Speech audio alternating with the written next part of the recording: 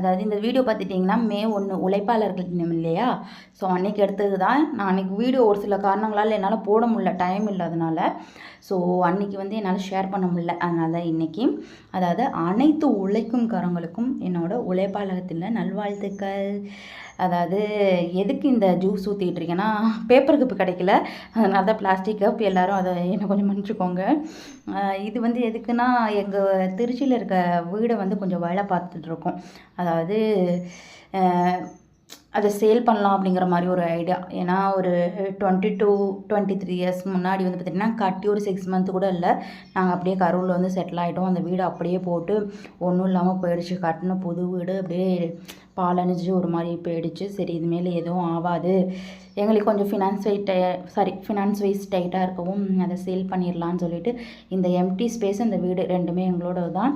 So அது எல்லாத்தையும் இடித்து தரமட்டமாக்கி விட்டு அதை சேல் பண்ணலாங்கிற ஒரு ஐடியாவில் தான் வந்திருக்கோம். காலைல 7 மணிக்கெலாம் கிளம்பி 8 மணிக்கெலாம் வந்துட்டோம். ஸோ மத்தியானத்துக்குள்ளாரெல்லாம் வேலை முடிஞ்சிருச்சா? முடிஞ்சதுக்கப்புறம் எங்கள் பாப்பாங்க இருந்துட்டு திருச்சி கலைஞர் அறிவாலயம் இருக்கு இல்லையா, அங்கே எக்ஸ்போ போட்டிருக்காங்க, வாங்கக்கா போகலான்னு சொல்லிட்டு இன்ஸ்டாவில் பார்த்தேன்னு சொல்லிட்டு அவளுக்கு கூப்பிட்டாளுங்களா. சரின்ட்டு என்ட்ரன்ஸ்லேயே கும்பல் நிறையா இருக்கவும் சரி பயங்கரமாக இருக்க மாட்டேங்குதுன்னு நானும் கொஞ்சம் எக்ஸ்பெக்டேஷனோட உள்ளார போனால் ஏதோ குப்பையை கும்பிச்சு வச்சுருக்கிற மாதிரி ட்ரெஸ்ஸை கும்பிச்சு வச்சுருக்காங்க. எதுவும் பிராண்டட் அப்படி இப்படின்லாம் அந்த இன்ஸ்டாவில் போட்டிருந்தாங்க. இங்கே வந்து பார்த்தா குப்பை கணக்காக இருந்தது. எனக்கு அந்தளவுக்கு பிடிக்கும். எனக்குன்னு இல்லை, அங்கே வந்து யாருக்குமே பிடிக்கல. போகிறவங்களாம் திட்டிகிட்டே தான் போகிறாங்க. பார்த்தா ஏதோ அழுக்கு ட்ரெஸ்ஸு, கிழிஞ்ச ட்ரெஸ்ஸு அப்படிங்கிற மாதிரி தான் எனக்கு ஃபீல் ஆனிச்சு. ஆனால் நல்லா இருந்துச்சு, ஆனால் பொறுக்கி எடுக்கிற மாதிரி இருந்தது. ஸோ எனக்கு அந்தளவுக்கு சாட்டிஸ்ஃபைட் ஆகலை. ஸோ எங்கள் அப்பாவுக்கு மட்டும் ஒரே ஒரு ஃபேண்ட்டு மட்டும் எடுத்துகிட்டு அப்படியே மேலே போகலாம். மேலே வந்து ஏதோ லேடிஸ்க்கு கலெக்ஷன் இருக்குதுன்னு சொல்லவும் சரி அங்கேயாவது நல்லா இருக்குமான்ட்டு பார்க்கலான்னு போனோம். அப்போதைக்கு பார்த்துட்டிங்கன்னா என்ட்ரன்ஸ்லேயே இந்த பர்ஃப்யூம் பாட்டில்லாம் வச்சுருந்தாங்க. அதாவது கிரவுண்ட் ஃப்ளோர்லேயே இதெல்லாம் வச்சுருந்தாங்க. ஸோ எப்படி இருக்குதுன்னு சொல்லிட்டு கொஞ்சம் அடித்து பார்த்தோம். ஓகேவாக தான் இருக்குது. ஆனால் ஸ்டார்டிங் ரேஞ்சே 500க்கு மேலே 500 அபோங்கவும் சரி நான் பக்கத்துலேயே போகல, வச்சுட்டு வந்துட்டேன். அப்புறம் ஃபஸ்ட் ஃப்ளோரில் வந்து பார்த்துட்டிங்கன்னா கொஞ்சம் எப்படி சொல்கிறது, கீழே கூட பரவாயில்ல, ஏசியாவது போட்டிருந்தீங்க, ஏன் மேலே சுத்தம் காற்றோட்டம் கூட இல்லை, ட்ரெஸ்ஸு அதுக்கு மேலே இருந்தது. நாங்கள் நினச்சி வந்ததோ ஒன்று, ஆனால் இருந்ததோ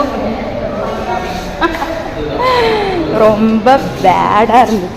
நாங்கள் மட்டும் இல்லை, அங்கே வந்து நிறைய பேர் ஏமாற்றத்தில் தான் போனாங்க, நிறைய பேர் திட்டிக்கிட்டும் தான் போனாங்க. ஸோ என்ன பண்ணுறது, சரி ஓகேன்ட்டு அப்படியே வர வழியில் மதியம் வந்து ஒரு 3 மணி ஆயிடுச்சு, லஞ்சு கூட சாப்பிடல. சரி கம்மங்கூழ் குடிக்கலாம், ஹெல்த்தியாக இருக்கும் அப்படின்னு சொல்லிட்டு அப்புறம் கம்மங்கூழ் தான் ஒன்று வாங்கினோம். சைடில் வண்டியை நிப்பாட்டிட்டு அது பக்கத்துலேயே தான் கொஞ்சம் வர வழியில் இருந்துச்சு. சரி ஓகே அப்படின்ட்டு அந்த கம்மங்கூழை விட அதுக்கு வச்சுருந்த சைடிஷ் தான் பார்த்திங்கன்னா அங்கே ஹைலைட்டு. நிறைய வெரைட்டி வச்சுருந்தாங்க. நாங்கள் கம்மங்கூழோ குடிக்கிறோமோ இல்லையோ தெரியல, சைடிஷ் தான் நிறையா உள்ளார போச்சு.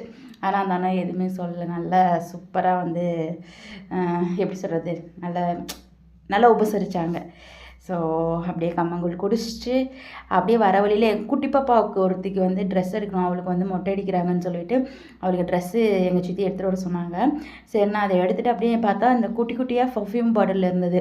கேட்டால் இது ப்ரைஸ் வந்து 20 ரூபா தான் சொன்னாங்க. இது என்னடா டிஃப்ரெண்ட்டாக இருக்கே, சரி அப்படின்னு சொல்லிட்டு இந்த 5 பாட்டில் பார்த்துட்டிங்கன்னா வாங்கினேன். ஒவ்வொன்றும் ஒவ்வொரு ஃப்ளேவர் நல்லா இருந்தது, நல்ல ஸ்மெல் ஹெவியாகவே வந்துச்சு. அப்படியே பக்கத்துலேயே வந்து ஐஸ்கிரீம் கடை இருந்ததா. சரி ஓகே, வெயில் பயங்கரமாக இருக்குது, என்ன பண்ணுறது, ஏதாவது ஒன்று சாப்பிட்டே ஆகணுங்கிற மாதிரி இருந்தது. சரி ஜூஸ் தான் குடிக்கலாமான்னு பார்த்தோம். அப்புறம் சரி ஓகே ஐஸ்கிரீமு சாப்பிட்லான்ட்டு அவங்க 2 பேரும் கோன் எடுத்துக்கிட்டாங்க, நான் அந்த சாண்ட்விச் ஐஸ்கிரீம் எடுத்துட்டேன். எனக்கு வந்து இந்த பிஸ்கட் வந்து பார்த்துட்டிங்கன்னா நல்லா கிறிஸ்பாக இருக்கும், அது வந்து சாப்பிட்றதுக்கு நல்லாயிருக்கும். இது என்னமோ கொஞ்சம் நொந்து போன மாதிரி இருந்தது. சரி எப்படியோட நான் ஓகேன்ட்டு நான் சாப்பிட்டேன், நல்லா தான் இருந்துச்சு. அப்புறம் வீட்டுக்கு வந்துட்டு கொஞ்சம் நேரம் கழித்து ஈவினிங் போல் எங்கள் பெரியம்மா வீட்டுக்கு போகலாம் அப்படின்னு சொல்லிட்டு கிளம்பும்போது எங்கள் தம்பி திருச்சிக்கு வரல இல்லையா அந்த எக்ஸ்போவுக்கு, சரின்ட்டு அவனை கூட்டிகிட்டு போயிட்டு கம்மங்கூழ்லாம் வாங்கி கொடுத்துட்டு ஜூஸ்லாம் வாங்கி கொடுத்துட்டு எங்கள் பெரியம்மா வீட்டுக்கு 2 பார்சல் வாங்கிட்டு அப்படியே பேக்கரியில் கொஞ்சம் ஸ்நாக்ஸ்லாம் வாங்கிட்டு சரி எங்கள் பெரியம்மா வீட்டுக்கு வரலான்னு வந்தால் அங்கே எங்கள் தம்பிங்க இருந்தாங்க 2 பேர். சரி ஓகேடா அப்படின்னு சொல்லிட்டு அவங்க வீடியோ எடுக்கிறதுனால தெரிச்சுக்கிட்டு ஓடுனாங்க. எனக்கு ஒரு பக்கம் சிரிப்பு. ஸோ அப்படியே வர வழியெல்லாம் பார்த்துட்டிங்கன்னா, அப்படியே என்னடா வெயில் காலம் இங்கே பார்த்தா பச்சை பசேல்னு இருக்குதே அப்படிங்கிற மாதிரி தான் இருந்துச்சு. எனக்கு அந்த என்ட்ரன்ஸை பார்த்தோன்னே ஆச்சரியமாயிடுச்சு. உடனே வீடியோ எடுக்க ஆரம்பிச்சிட்டேன். இங்கே பாருங்களேன் எவ்வளோ அழகாக எனக்கு வந்து எங்கள் பெரியம்மா வீடு ரொம்ப பிடிக்கும். இங்கே பார்த்துங்களா சென்ட்ரலில் வீடு சுற்றிலும் வந்து இந்த மாதிரி நிலம் இந்த இதாக இருக்குது.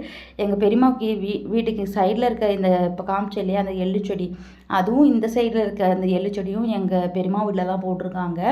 ஸோ நல்லா பசு பசுன்னு வந்திருக்குது. ஸோ பார்க்குறதுக்கே கண்ணு குளிர்ச்சியாக எங்கும் பார்த்தாலும் பச்சை நிறம் அப்படிங்கிற மாதிரி இருந்துச்சு. அப்புறம் இந்த குட்டி பாப்பா வந்து பார்த்துட்டிங்கன்னா பக்கத்து வீட்டு பாப்பா, இவங்க பேர் வந்து தர்சிகா. ஸோ சமத்தா க்யூட்டாக இருந்தாங்க என்கிட்ட. எந்த ஒரு ஆரவாரம் உள்ள அமைதி குட்டி இவங்க. ஸோ அப்புறம் எங்கள் பாப்பாக்கிட்டே பெரியம்மாக்கிட்டே ஒரு 1/2 hour பேசிகிட்டு இருந்துட்டு 6 மணி ஆச்சா, மறுநாள் சாட்டர்டே ஒர்க் போகணும்னு சொல்லிட்டு அப்புறம் நானும் எங்கள் அப்பாவும் கிளம்பி ரிட்டன் வீட்டுக்கு வந்தாச்சு.